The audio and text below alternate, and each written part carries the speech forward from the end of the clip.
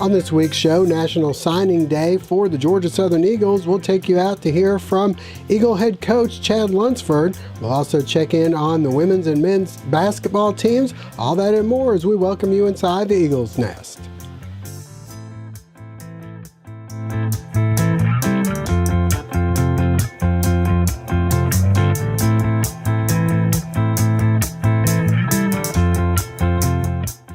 Welcome inside the Eagles Nest. I'm your host, Josh Aubrey, being joined by Mike Anthony, sports editor and Georgia Southern beat writer for the Statesboro Herald. And Mike, we're here at Georgia Southern, where they just capped off signing day, and we always know they're going to be excited about the class.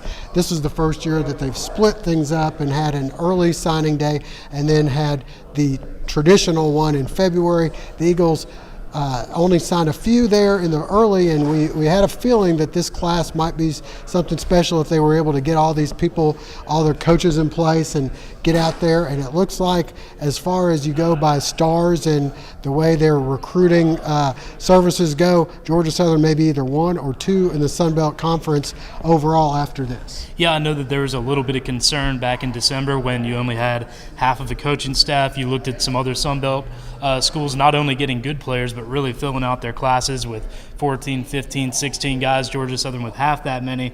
But I guess the alternative to that is when you don't sign as many in December, you have a chance for a bigger party in February. And I think that's what the Eagles are looking at. As you mentioned, not only the size of the class, but the quality of it. There was a handful of guys that over the last couple of weeks you've seen come in for their official visits. They've talked about verbally committing. And like you said, it's a matter of how many of them can they get. Will that make it a good class if they get one? Will it be a great class if they get all of them? It seems like the coaches knew when they woke up this morning that they were going to get a fair number of the guys they really wanted, and Coach Lunsford said that there were no surprises, so I've got to think that this is a happy coaching staff. Maybe not surprises, but some guys that hadn't totally committed. C.J. Wright from Screven County had not quite, maybe he was holding out hope. Birdsong was one that he mentioned at the press conference, the running back that they stole away from a lot of people. So there were a few, maybe not surprises, but some guys that they may have been just anxiously hoping that some of the other bigger schools didn't come in and maybe at the last minute swoop them away. Right. I think that a lot of the guys were on about the same level of commitment, but it's one thing when you see your school's name at the top of the list and the other ones mentioned are schools that you think, Georgia Southern's better than that. They should want to go there more than anyone else.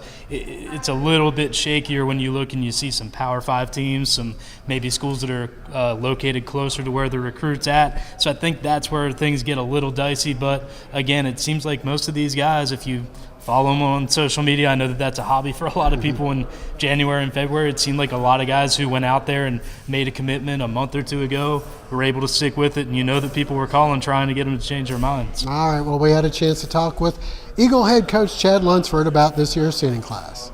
The big piece to our class was just making sure that we, hit the different positions and make sure that we got the right guys for our schemes and stuff, and also make sure they were right fit as people. And I think we did a really good job in that area. And other thing that I'm really proud about is how well we did inside the state of Georgia. I know somebody brought me a stat earlier and said that we probably had the highest percentage out of all the FBS schools in the state of Georgia to sign in-state players, and that's something that's very important to Georgia Southern. Skilled players, the great thing about all of them is they can do, different things. In our defensive scheme with the 3-4, there's a lot of different moving parts with the back end as far as corners, safeties, outside linebackers, and those guys have got to be able to fit in that. And then on offense, you got to have guys that are explosive that can, get the ball in different areas of the field, whether it's, catching a pitch, taking a handoff, catching a quick pass, whatever, and just be able to make plays in space. So definitely something that we wanted to make sure that we addressed and always being able to have playmakers. We did not take as much advantage of the early signing period just for obvious reasons. We wanted to make sure that we were getting our coaches hired. We wanted to make sure that we were making sure that all our coaches knew which direction we were going to go. And so we got a good core group that we signed in December, and then that was the game plan all along, was get a good core group in December and then try to go finish strong in January. And I think because there was an early signing period, it allowed us to go get some really good football players that maybe would have been, maybe more schools would have recruited them if there wouldn't have been an early signing period. But it was still a lot of that coming at the end where guys were trying to come in and flip your guys and try to, Power 5 and come and take a G5 guy and all that kind of stuff. But I thought we did a really good job of just closing. We could have easily signed 21 guys in December. We could have easily done that, but I just don't feel like it would have been the right thing for us to do. And so we made some tough decisions during December with some guys, and then we also, took some guys and that we thought would be good fits. And then, going through January, that was the plan. Let's get a good base, let's get a good core, and then let's go finish strong. And I think that showed today.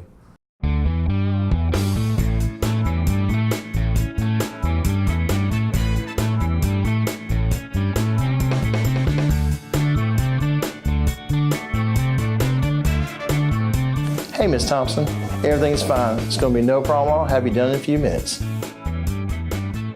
My name is Paisley Nordhoff, part owner of Complete Car Care, and I want you to come see me.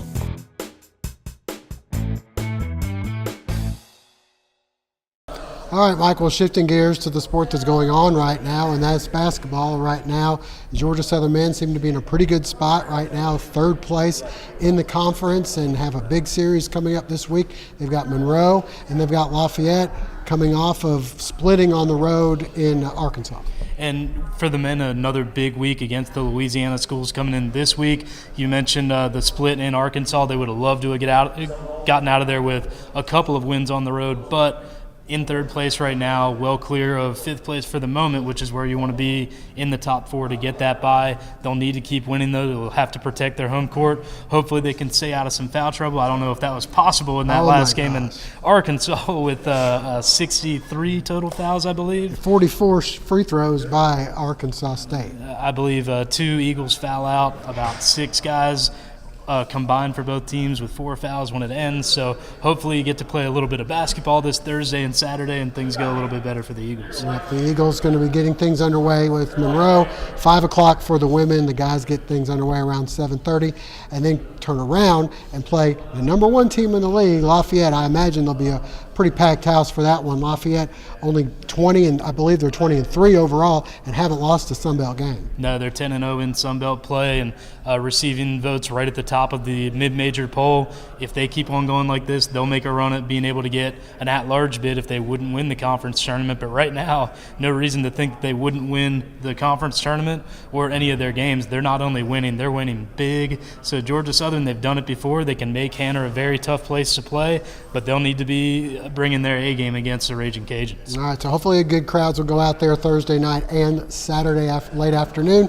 We appreciate you joining us. For Mike Anthony, I'm Josh Aubrey. Thank you for joining us, and we'll see you again next week.